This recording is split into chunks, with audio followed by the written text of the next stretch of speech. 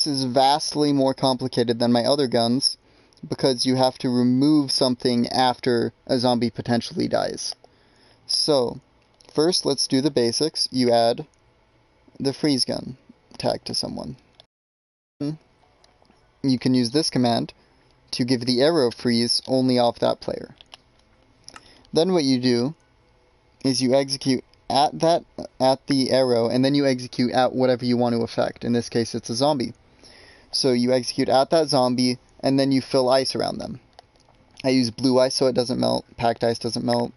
Yeah. Okay, so now, hopefully the black thing on your screen goes away. I believe that appears in video. Now you can use this command,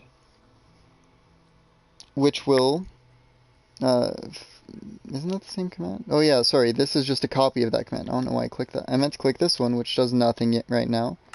That's a placeholder for something I wanted to put in there, never did. And then this one will teleport the zombie to itself so it doesn't walk through the ice. Okay, and once this command goes off, this comparator will lead to an impulse. So this is always executing. This only executes once, which is important. So this will summon an armor stand. If you did it on this, you'd have a whole bunch of armor stands, which isn't the best. So you summon your armor stand. I summon it 15 blocks below the surface, which can be an issue. If it spawns in a block, sometimes it doesn't spawn exactly where you want it to. It'll spawn like in the nearest air pocket, which is not good, because that means that it'll not work. So what you could do is you can just change all your coordinates to be exactly the same spot as the zombie, which we're executing off of. And that should do the same thing. I just do this because you don't ever see the armor stand, and I could make it invisible, but I don't want people punching it either on accident. So now what we do is we give the armor stand instant health. You don't need to do that. I just do it so the armor stand can't die, even though I think it still can. Yeah. And then what you do is you execute at that arrow, and then you execute at the zombie. Then you tag the armor stand that you spawned earlier for the tag that you want it to have. In my case, it's freezer. Then you kill the arrow because you don't need it anymore, and you don't want it affecting more things than it should.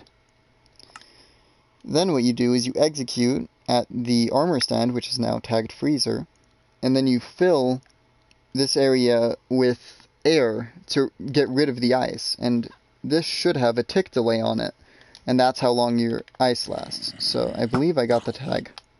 Maybe I didn't. There we go. So now you can see it lasts for a little while. And it's kind of random how long it lasts, and sometimes this happens where it lasts forever. And you have to break it manually, which is a pain. I'm working on a fix for that, but so far the fix has eluded me.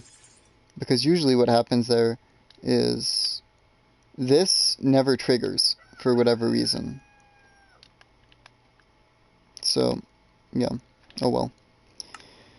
So then you replace with blue ice, and then you kill the freezer. This is a backup for this one to try to prevent that from happening. Doesn't work. And then you kill the armor stand freezer, like I said. So, that's how to make a freeze gun. If you want to make it so that the ice does go away eventually, what you can do is you can not kill this freezer. You can disable this. So let's say I don't want freezer dead. And then this will kill the freezer when it no longer detects zombies. This means that there's several armor stands below the world, or wherever you want to spawn them at.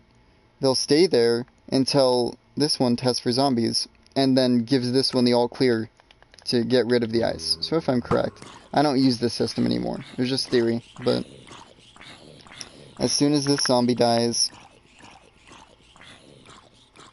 this should see no more zombies, and then if the armor stand is placed correctly down there, which it isn't, then it would get rid of this. So that's a potential workaround. I don't use it, as I said, and as such, it doesn't work. So anyways, this is my most experimental build that works. However, as you can see, there's still a couple bugs with it. So if you want to use it, hopefully you can figure out how to better the design. Hope you enjoyed, and make sure to check out the other bow episodes I put out recently.